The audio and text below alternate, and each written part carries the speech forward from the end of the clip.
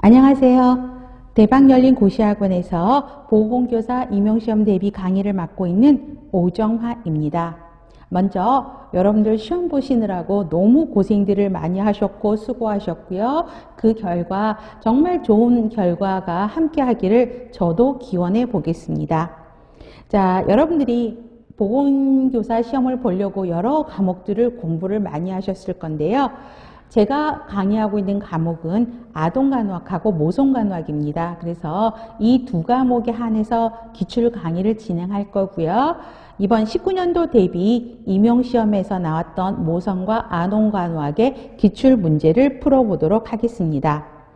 자, 먼저 아동하고요, 모성간호학이 지금 올해 시험 문제에서 각각 4문항 정도가 출제된 것을 보실 수 있습니다.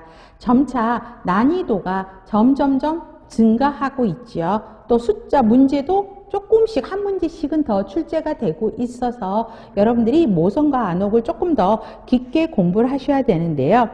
자, 여러분들 전공 A에서 보시면 모성간호학에서는 모성의 여성의 질염이 나왔었죠. 그래서 모닐리아성 질염, 칸디다성 질염들이 나왔죠. 그래서 여성의 많은 분들이 이 질염을 경험을 하게 되죠. 그래서 그 질염에 대한 대표적인 질환이 칸디다성 질염이죠. 그게 나왔었고요. 그 다음에 우리 여성의 월경 주기가 나왔고, 그 다음에 또 모성간호학에서 건강한 임신과 출산, 그래서 임신 상태에 관련되는 게 나왔었고요. 그 다음에 하이리스크 인부인 태반조기 박리에 대한 증상, 영향 등을 물어보는 문제, 4문제가 출제된 거를 보실 수가 있습니다. 자, 그래서 모성간호학을 보시면 특히 건강한 임신과 출산에서 엽산 문제를 물어보는 문제가 있었어요. 근데 그거는 12년도 산정관리 내용을 물어보는 문제에서도 엽산 문제가 나왔었고요. 또 분만 예정일, EDC를 계산하는 문제는 굉장히 쉬우셨죠. 그래서 그것도 나왔던 적이 있어요. 그 다음에 태반조기 박리는 이제 처음 나왔던 것이고요. 그래서 그 경향을 보면 최근 10년 동안의 모성간호학의 출제 경향의 흐름들이 정상적인 것들을 많이 물어옵니다. 오히려 하이리스크를 많이 물어보진 않았어요. 우리가 여성으로서 정상적인 과정을 거치는 임신, 분만, 산욕기, 폐경 뭐 이러한 것들이 시험 문제가 많이 나왔었던 거를 보실 수 있죠. 그거는 어차피 지금까지 했던 거니까 그 흐름은 당연히 아셔야 되겠죠. 그래서 정상적인 과정에서 나타날 수 있는 신체적인 변화, 그다음에 생리적인 변화와 관련된 문제들이 있었고요. 또 최근의 흐름에 맞물려서 고위험 임산부들이 굉장히 많아지고 있죠. 그래서 대학병원에서는 정상분만 많지가 않아요. 점점점 줄고 있고요. 그 다음에 가서 보면 하이리스크 방들의 환자분들이 굉장히 많이 계세요. 대표적인 게 IIOC 환자들이 굉장히 많으시고요. 프리텀 환자들이 많이 계십니다. 그래서 그런 자궁경부 무력증이라든가 그다음에 불임, 자궁의 임신, 그다음에 임신성 고혈압, 이래서 하이리스크 인부에 대한 질환에 대한 문제들이 제법 출제가 되고 있습니다. 또 우리들이 경험하고 있는 월경에 대한 것, 또 우리 학생들을 만나서 학생들에 대한 성교육도 해야 되고요. 하죠. 성교육의 대표적인 게 피임에 대한 내용들을 많이 하잖아요. 그래서 피임 방법에 대한 것들, 또 폐경과 관련된 문제들 역시 지속적으로 출제가 되고 있는 것을 볼 수 있습니다.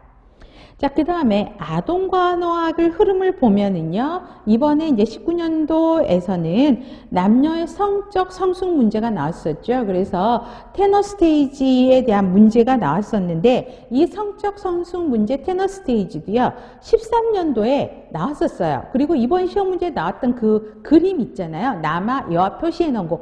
그게 그대로 시험 문제에 나왔었던 거를 보실 수가 있습니다. 그래서 다시 나오면서 이번에는 이제 그때는 전체적인 신체 변화와 관련되는 거를 객관식화해서 문제가 나왔었는데 이번에는 어떻게 나왔어요? 그 도표를 주면서 거기에 해당하는 신체 기관이 어디냐? 이렇게 문제가 나왔잖아요. 굉장히 더 쉽게 나온 거를 보실 수가 있습니다.